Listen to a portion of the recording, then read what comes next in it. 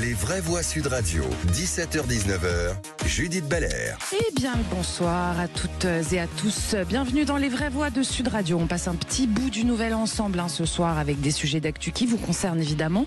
Puis on va jouer aussi avec un petit quiz musical spécial fête, histoire de se faire plaisir. Vous nous appelez évidemment au 0800 26 300 300 pour en parler. Et nos éditorialistes du jour sont Philippe Bilger, qui est président de l'Institut de la Parole. Bonsoir Philippe. Bonsoir Judith. Bienvenue, heureux. Abel Boï, président de Tous Uniques, Tous Unis. Bonsoir Judith. Bonsoir Abel. Et Philippe Bouriaki, conseiller municipal et régional Île-de-France.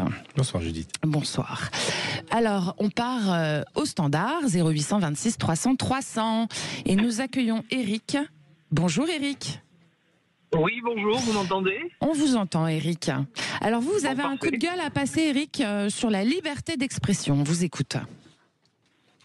Oui, en fait, tout simplement, on est dans une période un peu bizarre, je trouve, où chaque fois que d'aucuns s'expriment et relayé par les médias, on se retrouve avec un bashing systématique des propos qui sont tenus par tel ou tel. Et on ne peut plus rien dire, on se demande si on peut finir par appeler un chat.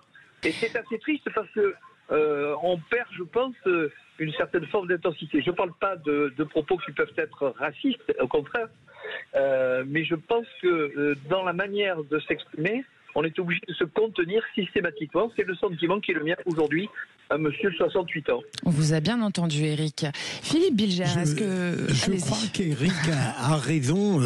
La liberté d'expression, à mon avis, diminue en France. Et paradoxalement, elle diminue en même temps qu'on a l'impression que les vulgarités prospèrent et s'amplifient. Philippe Bouriaki, qu'est-ce que ça vous inspire, tout ça ? On est en train de rentrer dans une société américanisée où il faut être dans le politiquement correct, il faut heurter personne, mais justement, l'humour, et l'humour le plus drôle, c'est l'humour qui heurte, qui choque, qui provoque et qui nous fait rappeler que nous sommes tous les victimes de quelqu'un d'autre et nous victimisons quelqu'un d'autre au quotidien dans nos agissements. J'entends.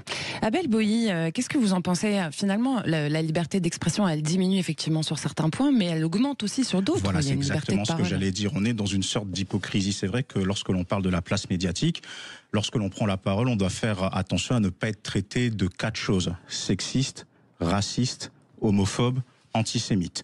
Mais lorsque vous allez sur les réseaux sociaux, sur X, sur Telegram, on ne parlera même pas du dark web, il n'y a jamais eu autant de prolifération de haine dans les 4 domaines que j'ai dit. Et quand on parle de la liberté d'expression, même hors des plateaux de télé, même on peut le voir dans la vie des Français. Aux États-Unis, quelqu'un qui brandit un drapeau américain, c'est génial, c'est un patriote. Ici, c'est un facho, par exemple. Donc il y a cette hypocrisie dans laquelle il faut faire attention, mais je pense qu'il ne faut pas se laisser emmener par la vague. En fait, à partir du moment où on a des convictions et que l'on sait qui nous sommes, je pense qu'il ne faut pas avoir peur d'aller au bout de ses idées, voire d'être transgressif si besoin est. Bien sûr. Votre deuxième mot, Albin, c'est Afghanistan. Oui, l'organisme mondial, l'ONU, a demandé aux talibans d'annuler l'interdiction qui empêche les femmes afghanes de travailler pour des ONG, une mesure qualifiée de profondément discriminatoire par l'organisation. Alors Philippe Bilger, attendez, il y a eu un autre truc qui s'est passé depuis hier, c'est qu'ils ont décrété aussi qu'il fallait emmurer les fenêtres des cuisines, puisque voir la femme dans la cuisine, ça pouvait provoquer des actes obscènes. Absolument, je crois que malheureusement l'ONU n'aura rigoureusement aucun pouvoir sur ces ignominies. C'est l'humanité elle-même qui est détruite à petit feu par ces gens que j'allais qualifier très grossièrement, mais c'est une honte, c'est une honte. Abel Boï, comment ça se fait qu'on laisse faire ? On peut se poser la question. C'est toujours le même mot qui revient, c'est l'hypocrisie de la classe politique internationale. Et pour revenir à ce que vous disiez, Philippe, pour moi, ces talibans sont les plus gros obsédés sexuels du monde. Ça, il faut pas avoir peur de le dire. Sur Sud Radio. Oui, parce que pour se dire que oui, si je vois une femme essuyer une assiette, essuyer une fourchette, c'est un geste obscène, c'est que l'obscénité, elle est en moi. Ça peut provoquer des actes obscènes, oui, c'est encore donc plus loin pire, que ça. Ça peut provoquer des actes obscènes. Vous savez, Simone Veil avait cette merveilleuse citation: faire le mal, c'est transférer aux autres la dégradation que nous portons en nous-mêmes. Et je pense que cette citation... Exactement. Bravo. Les vraies voix Sud Radio, 17h-19h, Judith Belair. Alors j'ai retrouvé ma voix, chers auditeurs, ça tombe bien, le tour de table des vraies voix continue. Alors avec vous, Abel Boilly, alors je vais traduire pour les auditeurs votre phrase. Après le procès Mazan, à quand l'aggiornamento du fait religieux, c'est-à-dire la mise à jour du fait religieux? Alors je répète, après le procès Mazan, à quand la mise à jour du fait religieux? Vous allez nous expliquer le lien entre les deux. Je rajouterais même la remise en question. Quand on voit le procès Mazan, de façon très globale, c'est l'histoire d'un mari cruel qui maltraite de la manière la plus effroyable qui soit son épouse. Lorsqu'on est engagé dans la lutte contre les violences faites aux femmes, parce que dans beaucoup de médias on a parlé de faits exceptionnels, le modus operandi est exceptionnel, mais je peux vous dire qu'étant sur le terrain et beaucoup de combattantes avec qui j'échange, on a eu affaire à des cas de personnes qui, même dès leur enfance, ont pu être livrées à certains nombres d'hommes dans le village, dans la ville, dans la cité ou autre, et même des personnes arrivées à l'âge de 18 ans qui finissaient par croire que le viol était quelque chose de normal et qui avaient besoin de se rééduquer dans leur intimité pour pouvoir avancer. Mais là où je veux parler, je veux tout de suite préciser que mon propos ne sera ni de la dérision, ni de la moquerie, ni du mépris du fait religieux. Et quand je parle du fait religieux, je parle des 3 religions monothéistes, le christianisme, le judaïsme et l'islam. Pourquoi ? Ce que l'on voit et ce que j'ai pu voir, ce que je constate, au vu des nombreux témoignages que je reçois, il y a déjà cet empressement à pousser les gens à se marier très jeunes sans vraiment les accompagner, sachant que le mariage, c'est pas quelque chose de facile. Ensuite, lorsque l'on arrive dans le mariage, il y a soit des personnes, des hommes ou des femmes de Dieu, comme on dit selon les religions, soit des personnes qui sont chargées d'accompagner les couples, qui se retrouvent à recevoir des femmes qui peuvent aller les voir pour leur dire « Écoutez, j'ai un problème à la maison, mon mari me bat ». Et qu'est-ce que des fois on leur sort comme réponse ? Ma sœur, ma fille, prie, jeûne et surtout n'oublie pas une chose, que la femme soit soumise à son époux et ton mari va changer. D'autres femmes peuvent arriver et parler d'autres cas. Mon mari m'impose des pratiques sexuelles que je ne veux pas. Ma fille, ma sœur, prie, jeûne. Et n'oublie pas une chose, la femme doit être soumise à son mari. Et puis il y a même eu des cas encore plus dramatiques. Mon mari touche mon enfant d'une manière qui n'est pas correcte du tout, donc je parle d'attouchement sexuel, et à elle aussi on a pu leur dire la réponse suivante, ma fille, ma sœur, prie, jeûne et n'oublie pas, la femme doit être soumise à son époux. Alors on entend ce que vous dites Abel, effectivement, dans le rapport aux femmes, dans ces 3 grands monothéismes, mais là c'est pas le sujet, le procès Si c'est Mazan. le sujet, parce que là où je veux en venir, c'est quoi ? Parce que là il n'y a pas eu besoin de religion pour les abus. Je sais qu'il n'y a pas besoin de religion, mais moi ce que je veux parler, c'est quoi ?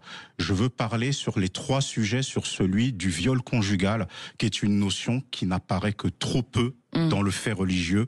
Et ça, c'est une réalité. C'est à là que je veux en venir. Sous prétexte que la femme doit être soumise à son mari, sous prétexte aussi que la vie religieuse, c'est une vie en communauté. Et lorsqu'en plus le mari est quelqu'un d'assez influent, que ce soit dans la société ou dans la communauté, c'est encore plus compliqué pour la femme. Et il y a même un livre qui est sorti il n'y a pas longtemps qui s'appelle « Femme, tu seras soumise à ton mari » où il y a des témoignages de femmes qui ont été détruites par le fait religieux. Quand je parle du fait religieux, je n'insulte pas les personnes qui donnent leur vie, je n'insulte pas les personnes qui ont la foi, et je ne dis pas que toutes les personnes maltraitent les femmes. Néanmoins, il y a un problème avec la notion du viol conjugal basé sur la religion, basé sur la parole de la soumission de la femme vis-à-vis de l'homme, et c'est quelque chose qu'il faut dire. C'est pour ça que j'en appelle à cet aggiornamento, à cette remise en cause. Votre point de vue me touche particulièrement, Abel, parce que j'ai eu aux assises il y a longtemps la première affaire de viol conjugal. C'est-à-dire, ça n'était pas évident, ça donnait lieu à un débat passionnant de savoir si dans la conjugalité il peut y avoir un viol, et ça a été passionnant, et le mari a été condamné.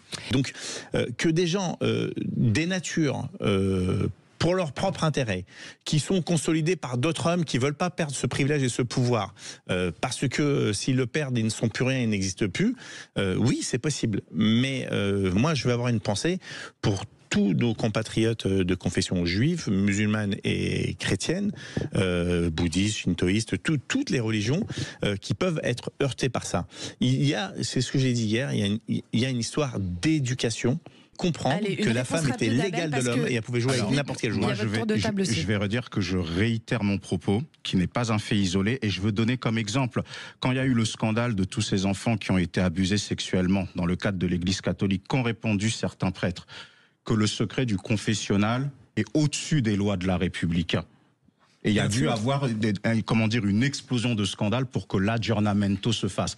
Et je vous dis que dans ce domaine, je suis sur le terrain, des témoignages, on en a, les scandales vont commencer à sortir aussi.